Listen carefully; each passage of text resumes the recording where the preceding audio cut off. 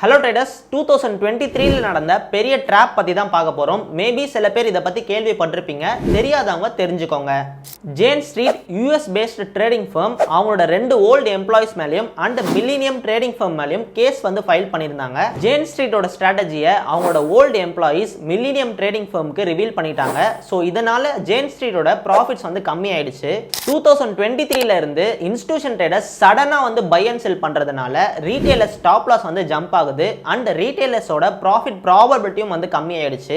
இப்போ institution traders மார்க்கெட்டோட மூவ்ஸை அவங்க கண்ட்ரோல்ல வச்சிருக்காங்க. ஸோ ஆப்ஷன் செல்லர்ஸ் மார்க்கெட்ல இன்ட்ராடே ட்ரேடிங் பண்றது ரொம்பவே கஷ்டமா தான் இருக்கு. இப்போ மில்லினியம் ட்ரேடிங் ஃபர்ம் இந்த ஸ்ட்ராட்டஜியை வச்சு 1 பில்லியன் மேல லாஸ்ட் இயர் மட்டும் ரெவன்யூ மேட் பண்ணிருக்காங்க.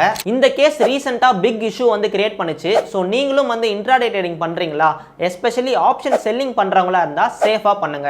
மார்க்கெட் பத்தி இன்னும் தெரிஞ்சுக்கணும்னா கம்மிங் 15th மேல இருந்து சீரிஸ் ஸ்டார்ட் பண்ண போறேன்.